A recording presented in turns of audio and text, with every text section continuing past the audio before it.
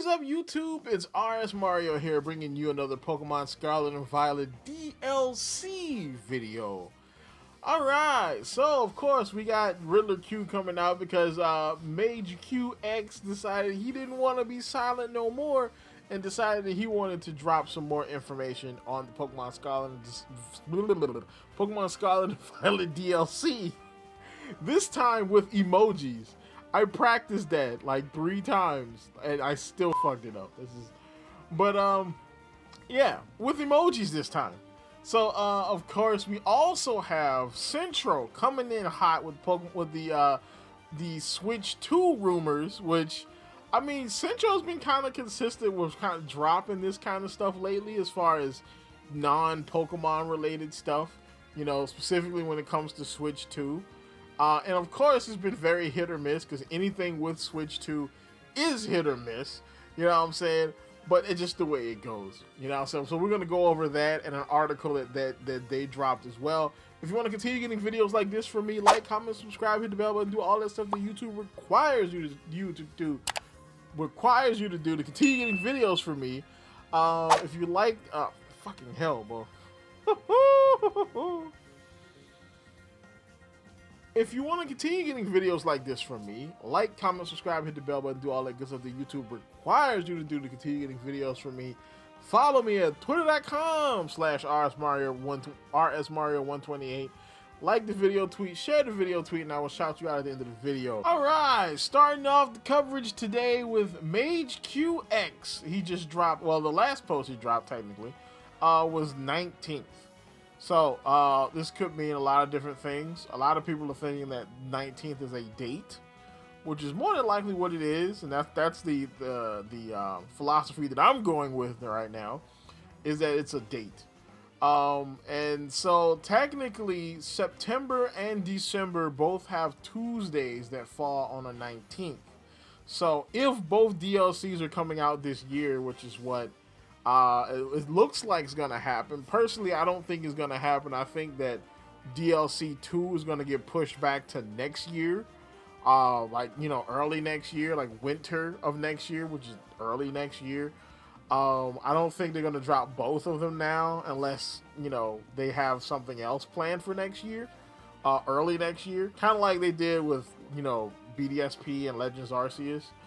But yeah, you know, that would be the ideal time to release it. So September 19th would be the first DLC and December 19th would be the second one. They're both Tuesdays, both 19th, and they're both kind of far enough apart where you could kind of go through one and then go right into the next one. So the next post is a math equation.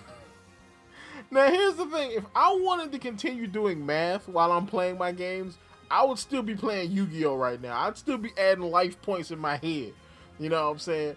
But, so 7 plus 8 plus 1. So this basically comes out to 16, right? You know, 7 plus 8 is 15, plus 1 is 16. You know, there you go. So this could be another riddle.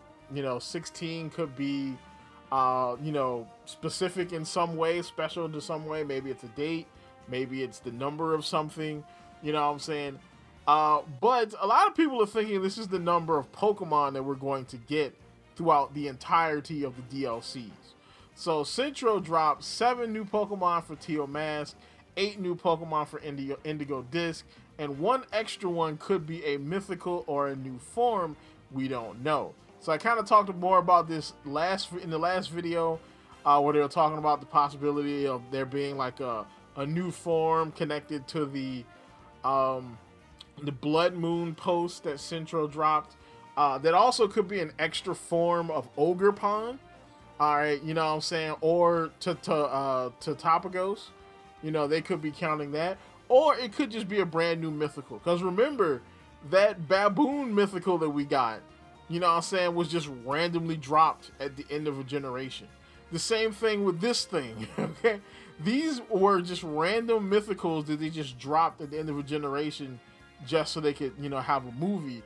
We could have the same thing happen here. They could drop a random mythical and then a movie tie-in could come out with it.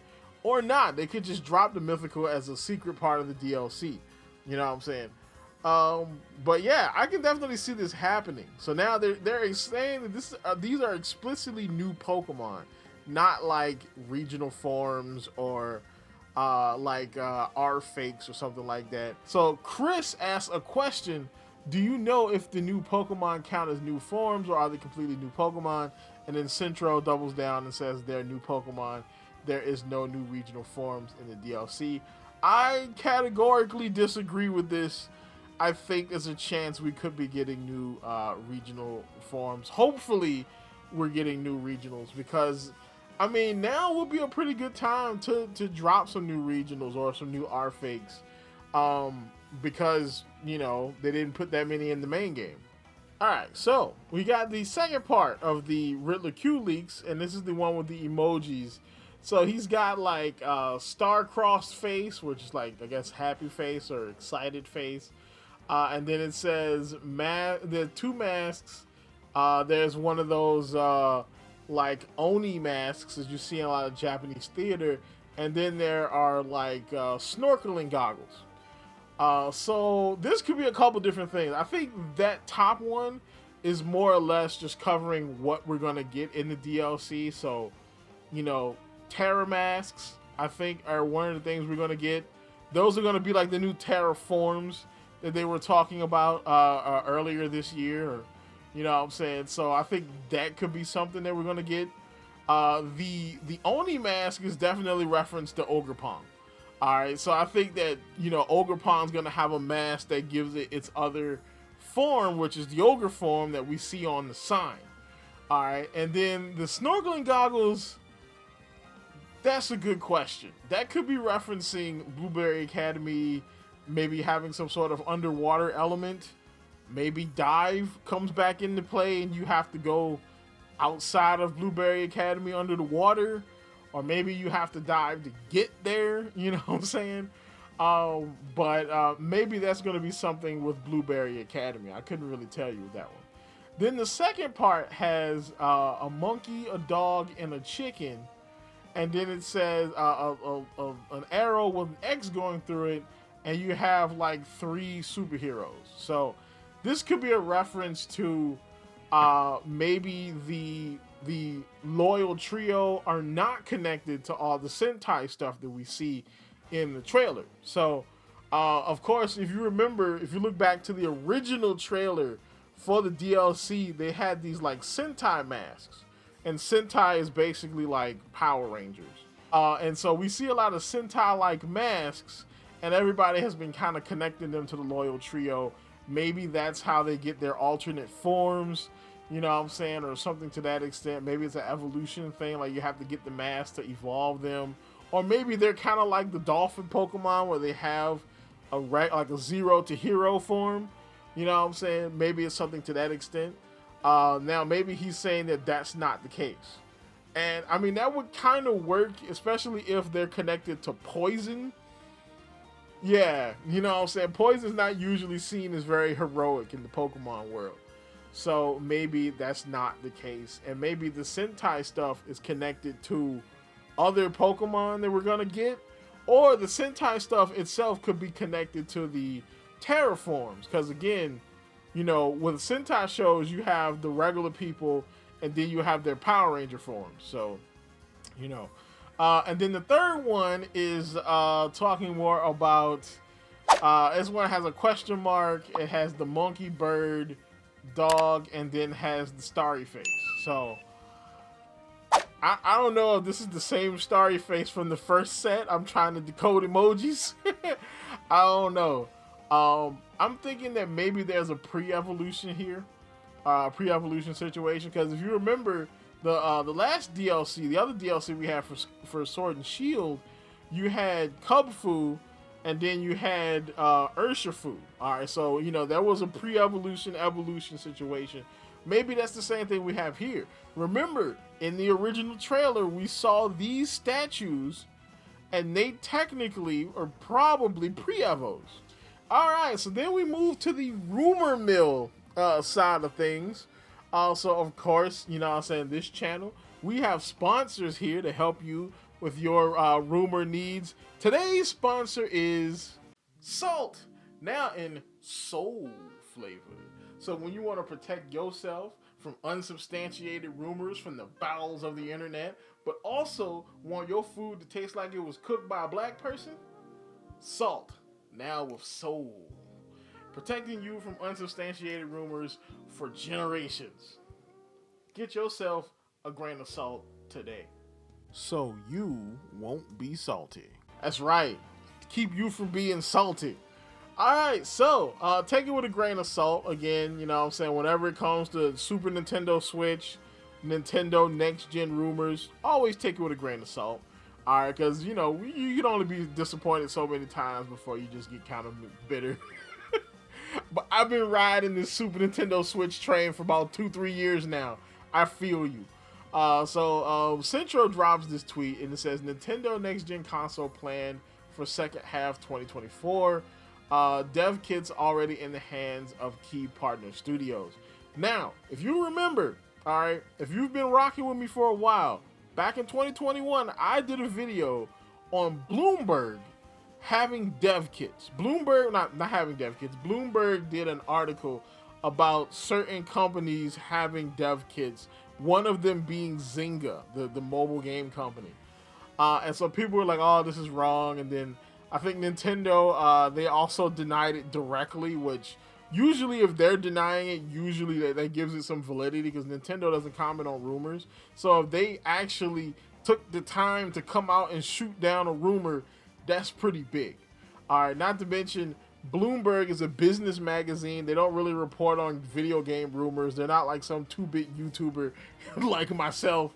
They don't really comment on video game rumors. So for them to do it, all right, it's a big deal because, you know, shareholders and investors read Bloomberg, all right? You know what I'm saying? So if they're saying that there's a new system coming, you know what I'm saying? Of course, this is going to, you know, manipulate the behavior of investors because if they believe a new system is coming, they're going to want to put money in Nintendo because that stock's going to go up when that new system comes out.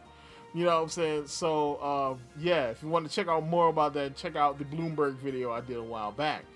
You can also check out the other video I did on Activision technically leaking that there's a new console, at least in existence somewhere, you know. Development kits for Nintendo's new console are now with key partner studios, with launch planned for next year, sources have told VGC. According to multiple people with knowledge of Nintendo's next generation console plans, the company is likely to release new hardware during the second half of 2024 to ensure they have ample stock available on day one, to avoid the kind of shortages seen with PS5 and Xbox Series X. Although specific details on the console are being kept closely guarded, those VGC spoke to indicate that the next generation console would be able to be used in portable mode similar to the Nintendo Switch. I don't see them changing that anytime soon. Now, you know what I'm saying? Because, I mean, that's the big gimmick that really got the Switch where it is right now. You know what I'm saying? Is the ability to take it on the go and then put it back on your TV when you come back. The other thing here is also when back to that Bloomberg video, that came out a couple years ago. So, of course, any launch games that are coming out at the end of next year would be done. All right, because again, you know, you want like a 2 to 3 year window at the least to make a game. You know what I'm saying? So again, any companies that got dev kits back then, they're definitely going to be done by launch 2024. So two sources VGC spoke to suggested that the console could launch with an LCD screen instead of the more premium OLED screen in order to bring down costs, especially considering the increased storage needed for higher fidelity games. Not to mention, of course, the increase in the power of the chips, which mean that they're going to have to use more expensive chips and graphics and all that other kind of stuff. So, like its predecessor, the new Nintendo console will also accept physical games via a cartridge slot, sources said. Now, other details such as backwards compatibility for support for Switch games remain unclear. Nintendo said it wants to convert as many of its 100 million plus user base to its new possible system. So here's the thing: backwards compatibility is massively important. I think I also did a video on features I would like to see for the new Nintendo. I'm probably gonna do another one of those because I did that video also like in 2021, I think. So, but backwards compatibility is one of the biggest features that this system needs. All right, you know what I'm saying? Like, this is the one part that Nintendo could screw up is backwards compatibility. So yeah, I can see them doing a not so good consumer move on that, but hopefully they don't. So then they go on to say Tokyo-based industry consultant Dr. Serkan Toto told VGC that a 2024 console launch would make sense for Nintendo since it is projected to see a double-digit decline in Switch hardware and software sales this year after it cleared 7 years on the market, which basically reads as market saturation. That's what it is. The market is saturated. Everybody who's buying a Switch has already got one. I mean, more people will probably still buy them, but for the most part, your market is saturated, and you need to come out with a new product. You know what I'm saying? I would generally say that looking at Nintendo's financials, it seems clear that it's time for a new piece of hardware in 2024. Hardware is already projected to fall 16% year on year in the current fiscal, while the minus for software is 15.9%. The only way to stop these losses from totally ballooning next fiscal is a new device in the second half of 2024. Sounds like realistic release window to me. So that's about it for this. I think this all kind of works. I mean, because remember, you also have Nintendo Live, okay? Nintendo has not had the urge to do a live event in years, all right? Shoot, they don't even do E3 conferences anymore. They just do the directs. You know, they just record it in the Nintendo offices somewhere, and then they release it online, and everybody watches it.